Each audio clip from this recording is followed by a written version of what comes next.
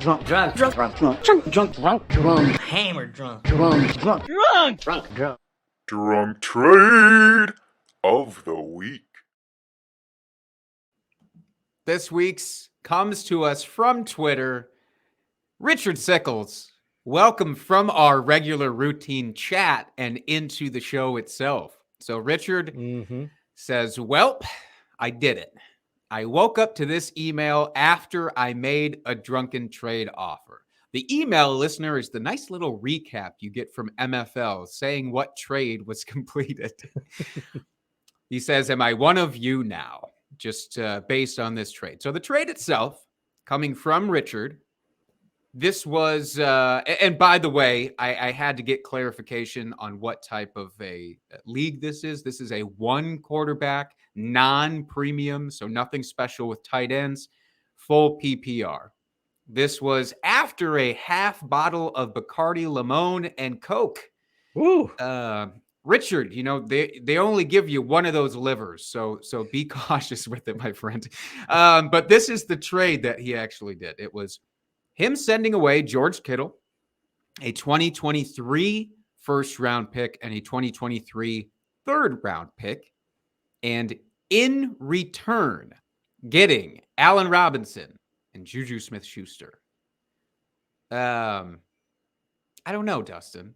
I don't know. So again, no premium with this. So George Kittle, just another tight end. But those picks, I guess. So this is clearly a case, or it seems to be a case, maybe one person trying to win a little bit more this year than the other. I guess. I mean, you know, that's why you'd get those 2023 future picks there.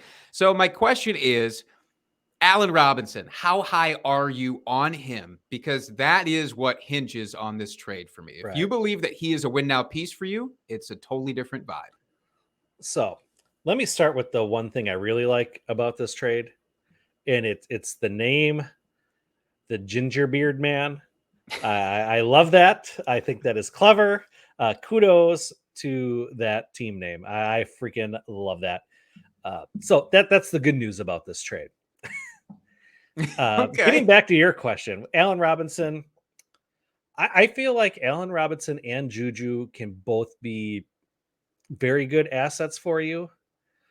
Giving up a first round pick for next year and George Kittle. I mean, the third is just kind of a whatever toss in piece. That doesn't do much for me.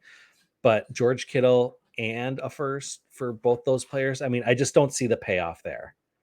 Could Allen Robinson and Juju both hit and be top 12 wide receiver this year? They could be. Do I think that's going to happen? Probably not. So I am giving up George Kittle, who, yes, has been injured. And I know we don't use the term injury prone on this podcast.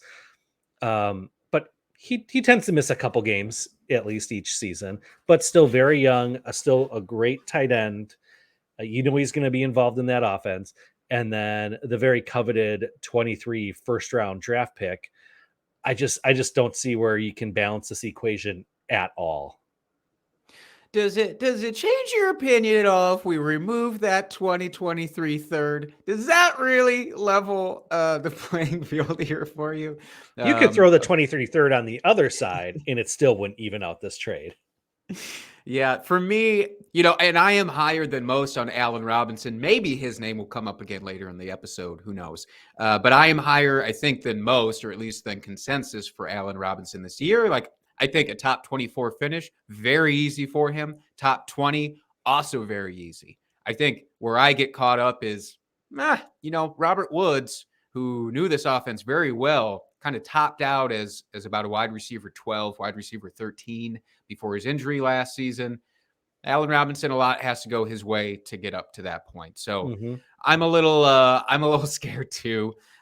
Even though I think George Kittle is in a curious situation himself in that offense this season. That 2023 first is going to be worth its weight in gold, you know, especially come mid-season once teams start falling out of favor. So I would take that side as well. I don't know. It's not egregious, or not as egregious as some that we've seen, but certainly, you know, rough. Yeah, I am gonna agree with Dave here in the chat. Take away Kittle or the first, and it's close. That's interesting, and that kind of makes sense. Yeah. Juju Smith-Schuster, I'm a little bit lower on, I think, than some people, so that explains it for me. Mm-hmm. Yeah, yeah. Hey, let's do this as a transition, Dustin, if I may. If I may, You may. who would you rather have out of this trade for 2022? Allen Robinson or Juju Smith-Schuster?